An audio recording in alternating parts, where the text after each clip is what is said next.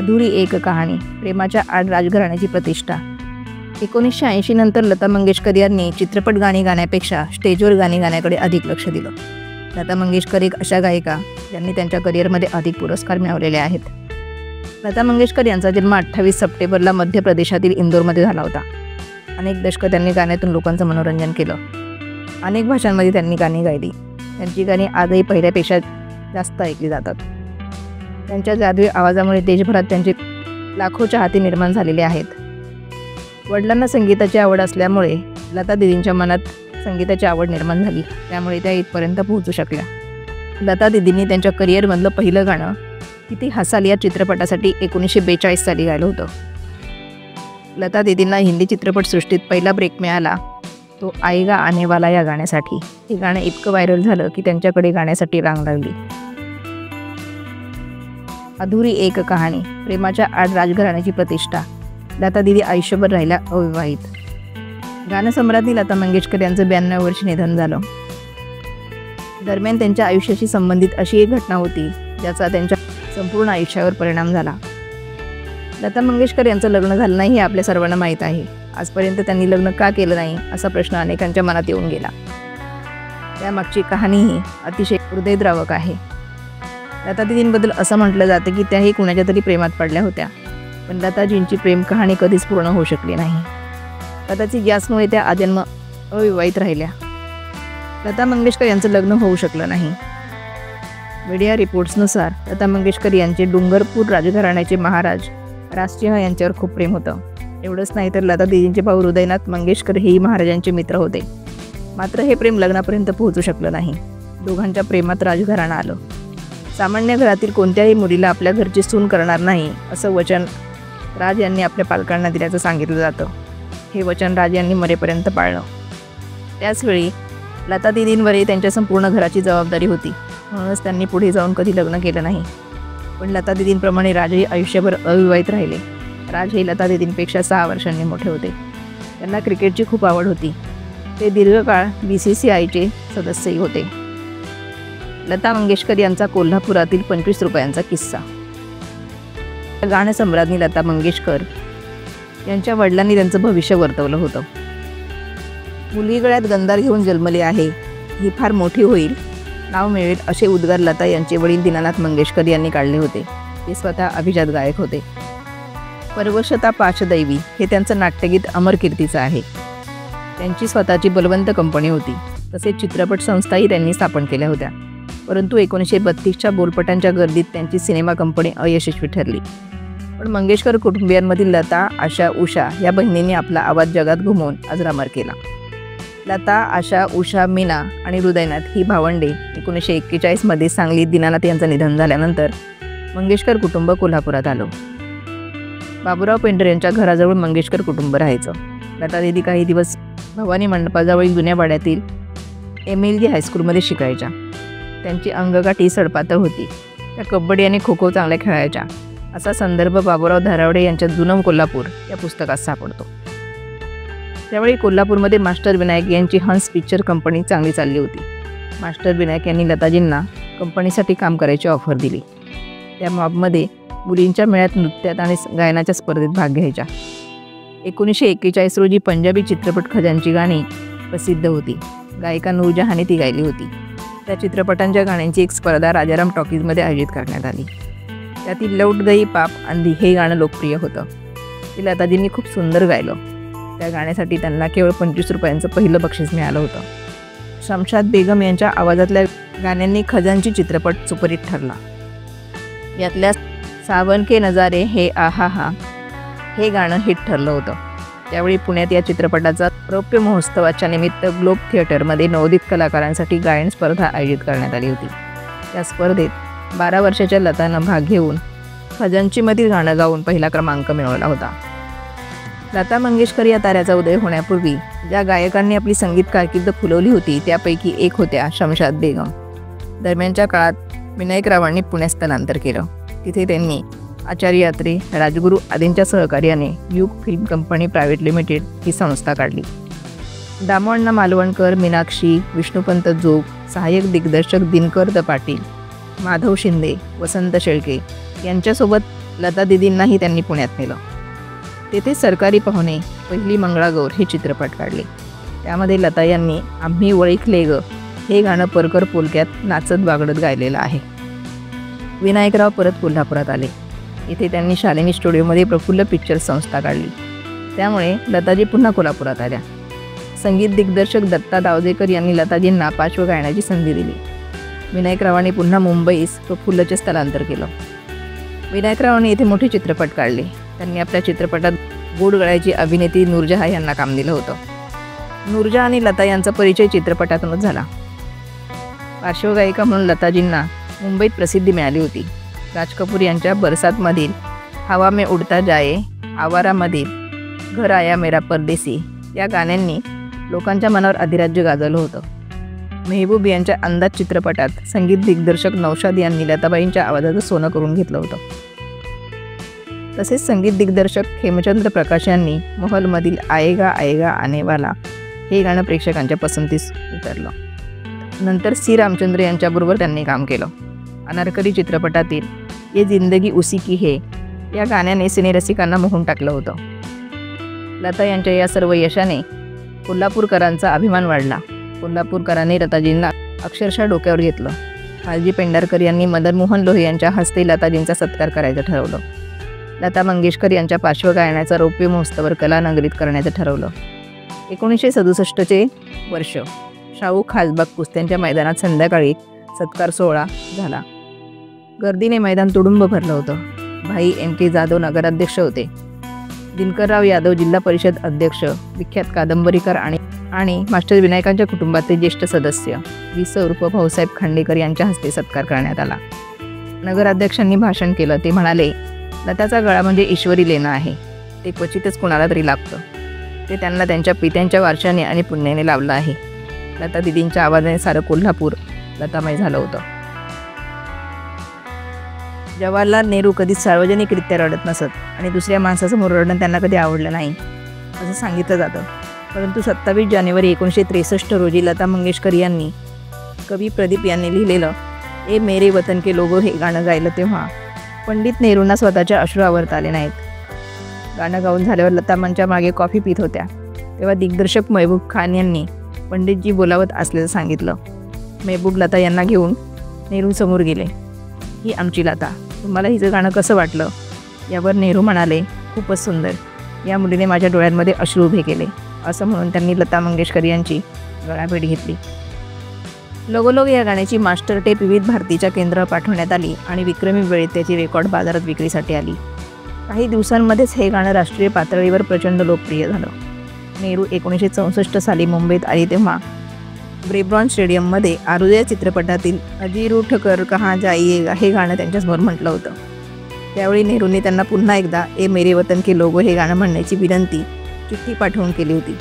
त्यानुसार लता यांनी तेव्हा परत ए वतन के लोगो गाणं म्हटलं. 1949 साली अंदाज चित्रपट प्रदर्शित झाल्यानंतर लोकप्रिय गाण्यांच्या यादीत पहिले 5 क्रमांक कायमच लता मंगेशकरांच्या नावावर जमा व्हायचे. परंतु राज कपूर आणि नर्गिस यांच्या भूमिका असणारा बरसात या चित्रपटानंतर आपली कारकीर्द खऱ्या अर्थाने बहरली असं लता यांनी 80व्या वर्षी दिलेल्या मुलाखतीत सांगितलं होतं. मदन मोहन यांनी लता मंगेशकरांबाबत एक अतिशय खरी गोष्ट लिहिली. 1956 साली मेट्रो मर्फीच्या वतीने आम्हा संगीतकारांना टॅलेंट हंटसाठी भारतभर पाठवलं गेलं होतं. त्यावेळी लता मंगेशकर यांच्या आसपास कोणी फिरकू शकेल अशा प्रतिभेचं कोणी आम्हाला सापडलं नाही. लता आमच्या युगात जन्मल्या हे आमचं सुदैव होतं. 1948 साली महल चित्रपट प्रदर्शित झाला. तेव्हा गीताराय यांचा अपवाद वगळता शमशाद बेगम, जोहराबाई, अंबालावाली, पारुल घोष व अमीरबाई कर्नाटकी अशा सर्व प्रतिस्पर्धी गायिका लता मंगेशकरांच्या वाटेतून आपसुकच बाजूला होत गेल्या. 1950 साली त्यांनी आएगा आनेवाला हे गाणं गायलं तेव्हा वास्तविक ऑल इंडिया रेडिओवर चित्रपट संगीत लावण्यावर बंदी होती. त्याकडे रेडिओ सिलोन हे केंद्रसुद्धा नव्हतं. भारतीयांनी पहिल्यांदा रेडिओ गोवा या केंद्रावरून लता मंगेशकरांचा आवाज ऐकला. त्यावेळी गोवा पोर्तुगीजांच्या ताब्यात होता. भारतीय लष्कराने 1961 साली ते स्वतंत्र केलं. विख्यात शास्त्रीय गायक पंडित जसराज यांनी एक रोचक किस्सा सांगितला. एकदा बडे गुलाब अली खान यांना भेटण्यासाठी जसराज अमृतसरला गेले होते.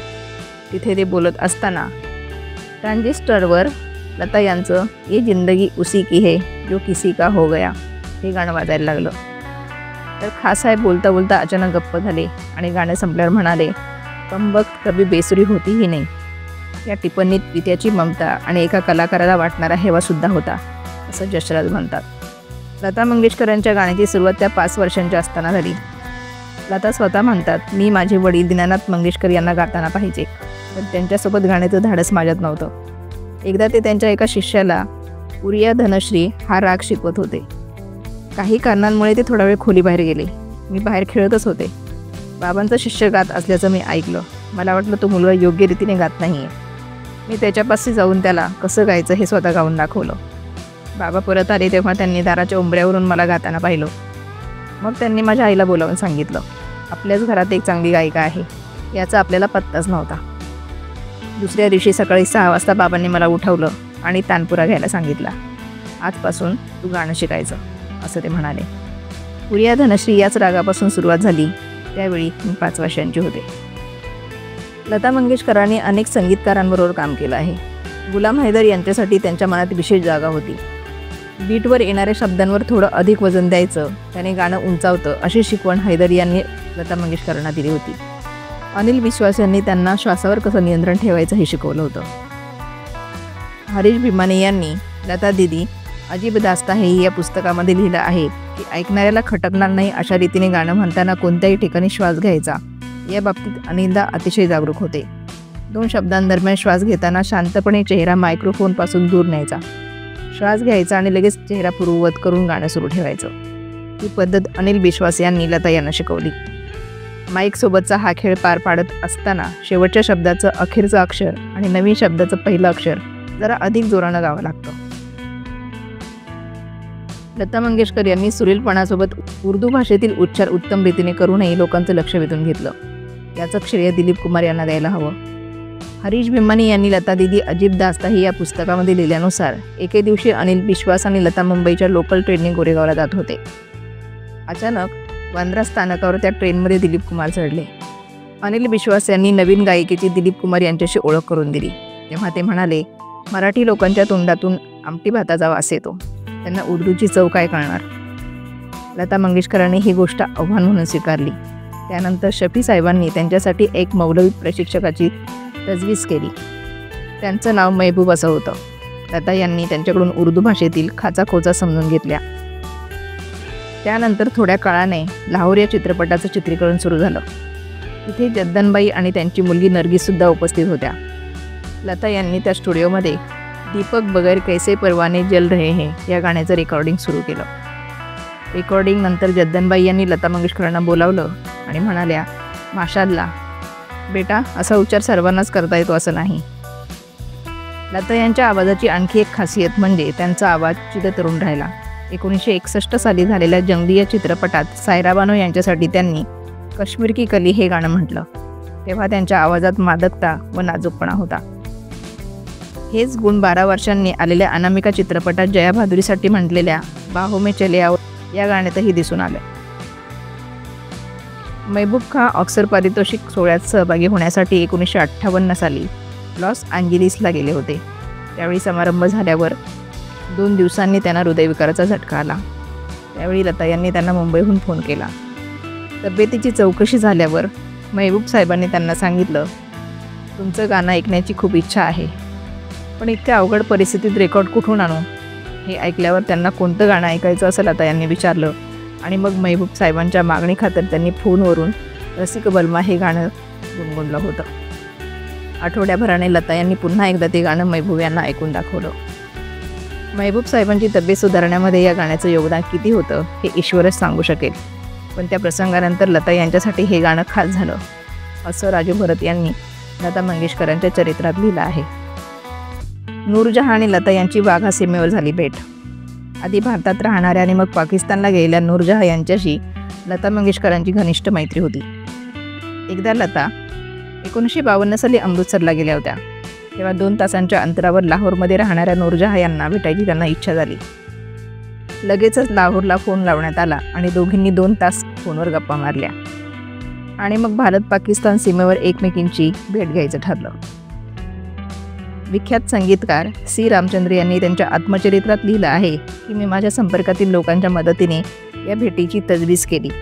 वाघा सीमेवर लष्करी भाषेत ज्याला नो मॅन्स लँड म्हटलं जातं तिथे त्या दोघींची भेट झाली. नूरजहांने लताला पाहिलं आणि ती धावत पुढे आली. एकमेकांपासून दुरावलेल्या दोस्तांप्रमाणे दोघींनी एकमेकींची गळाभेट घेतली. दोघींच्याही डोळ्यांमधून अश्रू वाहत होते. हे दृश्य पाहणारे सर्व लोकही स्वतःचे अश्रू थांबवू शकले नाहीत. इतकंच नव्हे तर दोन्ही बाजूने सैनिकही रडायला लागले. नूरजहांने लाहोरहून लतासाठी बिर्याणी आणि मिठाई आणली होती. नूरजहां यांचे पती त्यांच्यासोबत होते. लतासोबत तिच्या बहिणी मीना व उषा आणि त्यांची मैत्रीण मंगला होत्या. संगीताला दुसरं काही बंधन नसतं हे या घटनेवरून दिसून येतं. लता मंगेशकरने अनेक गायकांसोबत गाणी म्हटली, पण मोहम्मद रफींसोबत त्यांच्या गाण्यांना विशेष लोकप्रियता लाभली. रफी यांच्याबाबत बोलताना लतांनी एक रोचक किस्सा सांगितला. एकदा मी आणि रफीसाहेब स्टेजवर गात होतो. ऐसे हंस हंस के नाच देखा करो तुम, सबकी तरफ लोग ऐसे ही अदाओं पर फिदा होते हैं, अशी गाण्यातली एक ओळ होती. रफी साहेबांनी ती वाचली अशी, लोग ऐसे ही फिदाओं पे अदा है. ते ऐकल्यावर श्रोत्यांमध्ये हशा पिटला. रफी साहेबसुद्धा हसायला लागले आणि मग मलाही हसू अनावर झालं. त्यामुळे आम्हाला ते गाणं पूर्ण करता आलंच नाही. शेवटी आयोजकांना पडदा टाकावा लागला. 60च्या दशकात गाण्याच्या रॉयल्टीवरून लता मंगेशकर आणि रफी साहेब यांच्यामध्ये मतभेद झाले. त्या संघर्षात मुकेश, शरद महमूद, किशोर कुमार, मन्ना डे, लता यांच्यासोबत होते, तर आशा भोसले मोहम्मद रफी यांना पाठिंबा देत होत्या. 4 वर्ष लता व रफी यांनी एकमेकांवर बहिष्कार टाकला. मग सचिन देव बर्मन यांनी दोघांमध्ये समेट घडवला. सचिन देव बर्मन यांना लता मंगेशकरांचा आवाज प्रिय होता. त्यांचं गाणं आवडलं की ते लता यांची पाठ थोपटायचे आणि पान देऊ करायचे. सचिनदा पानाचे शौकीन होते. त्यांच्यासोबत कायम पान सुपारीचा डबा असायचा, पण ते कोणालाही स्वतःकडील पान द्यायचे नाहीत. त्यांनी कोणाला पान देऊ केलं तर त्यांना त्या व्यक्तीचं खूप कौतुक वाटलंय असा त्याचा अर्थ होत असे. परंतु एकदा सचिन देव बर्मन आणि लता मंगेशकर यांच्यात भांडण झालं. मिस इंडिया या चित्रपटात लता यांनी गाणं म्हटलं होतं. ते गाणं सॉफ्ट मूडमध्ये गावं असं सचिनदांना वाटत होतं. लता यांनी गाणं म्हणण्याचं आश्वासन दिलं, पण सध्या त्या व्यस्त असल्यामुळे थोडे दिवस लागतील. काही दिवसांनी सचिनदांनी रेकॉर्डिंगची तारीख ठरवण्यासाठी आपला माणूस लता मंगेशकरांकडे पाठवला. तर लता व्यस्त आहेत असं सांगण्याऐवजी तर त्यांनी गाणं म्हणायला नकार दिला आहे असं त्या निरोप्याने सचिनदांना सांगितलं. सचिनदा नाराज झाले आणि लता यांच्यासोबत कधी काम करणार नाही असं म्हणाले. लता यांनी त्यांना फोन करून सांगितलं, तुम्ही अशी घोषणा करायची काहीही गरज नाही, मीच तुमच्यासोबत काम करणार नाही. अनेक वर्षांनी दोघांमधला गैरसमज दूर झाला आणि लता यांनी पुन्हा बंदिनी या चित्रपटात सचिनदांनी संगीत दिलेलं मोरा गोरा अंग लय लय हे गाणं गायलं. लता मंगेशकर यांना क्रिकेट अतिशय आवडत असे. त्यांनी पहिल्यांदा 1946 साली बेरबॉर्न स्टेडियम भारत विरुद्ध ऑस्ट्रेलिया हा कसोटी सामना पाहिला. इंग्लंडमध्ये ओव्हल मैदानावर इंग्लंड विरुद्ध पाकिस्तान असा कसोटी सामना त्यांनी पाहिलेला आहे. लता मंगेशकर यांच्याकडे कारचा मोठा संग्रह होता. राखाडी रंगाची हिलमन ही त्यांची विकत घेतलेली पहिली कार होती. प्रत्येक गाण्याचे 200 ते 500 रुपये मिळत होते. त्या काळात त्यांनी कारसाठी 8,000 रुपये खर्च केले. 1964 साली संगम या चित्रपटापासून त्यांना प्रत्येक गाण्याचे 2,000 रुपये मिळू लागले. मग त्यांनी हिलमन कार विकून निळ्या रंगाची शेवरल कार घेतली होती. लता यांनी यश चोप्रांच्या वीर झारा चित्रपटासाठी गाणी म्हटली तेव्हा चोप्रा आपल्यासाठी भावासारखे आहेत असं सांगून लता मंगेशकरांनी काहीही मोबदला घेतला नाही. मग चित्रपट प्रदर्शित झाल्यानंतर यश चोप्रा यांनी भेट म्हणून लता यांच्याकडे मर्चडीज कार पाठवली. आयुष्याच्या अखेरच्या दिवसांमध्ये लता याच कारमधून प्रवास करत होत्या. लता मंगेशकरांना हिरे आणि पाचूची अतिशय आवड होती. 1948 साली त्यांनी स्वकमाईतून 700 रुपयांची हिऱ्याची अंगठी करून घेतली होती. त्यांना सोन्याची फारशी आवड नव्हती. त्या सोन्याचे पैंजण मात्र घालत असायच्या. विख्यात संगीतकार नरेंद्र शर्मा यांनी त्यांना हा सल्ला दिला होता. लता मंगेशकरांना गुप्तहेर कथा वाचायची अतिशय आवड होती. त्यांच्याकडे शेरलॉक होम्सच्या सर्व पुस्तकांचा संग्रह होता. लता मंगेशकर यांना गोड पदार्थांपैकी जिलबी सर्वाधिक आवडत असे. एकेकाळी त्यांना इंदूरमधील गुलाबजाम आणि दहीवडा प्रिय होता. गोव्यातील फिश करी आणि झिंगे हे आवडते खाद्यपदार्थ होते. त्या स्वतः रव्याचा उत्तम हलवा करत असत. त्यांच्या हातचं मटण ज्यांनी खाल्लं त्यांना ती चव कधी विसरता आली नाही. लता मंगेशकरांना समोसेही आवडत असत, पण त्यात बटाटा चालत नसे, तर खिमा घातलेला समोसा त्यांना आवडायचा. लता यांना पाणीपुरी आवडत होती. तेही अनेकांना पटणार नाही. लिंबाचं लोणचं आणि ज्वारीची भाकरी हा त्यांचा आवडीचा आहार होता. आज लता मंगेशकर यांना एक पूजनीय व्यक्तिमत्वाचा दर्जा मिळालेला आहे. अनेक लोक त्यांचा आवाज ईश्वराची देणगी मानतात. लता यांना 1989 साली चित्रपट क्षेत्रातील सर्वोच्च दादासाहेब फाळके पुरस्कार मिळाला आणि 2001 साली त्यांना भारतरत्न या सर्वोच्च नागरी किताबाने सन्मानित करण्यात आलं होतं. विख्यात गीतकार मजरूह सुलतानपुरी यांनी लता मंगेशकरांना सर्वात मोठी मानवंदना दिली. त्यांनी लता मंगेशकर या शीर्षकाची एक कविता लिहिली होती. त्यात ते म्हणतात, जहाँ रंग खुशबू है कोई, तेरे ओठों से महक जाते हैं अफकार मेरे, मेरे लफ्ज़ों को जो छू लेती है आवाज़ तेरी, सरहदें तोड़कर उड़ जाते हैं अशआर मेरे. अशा या सर्वात महान आणि प्रतिभाशाली गायिकेला भावपूर्ण श्रद्धांजली.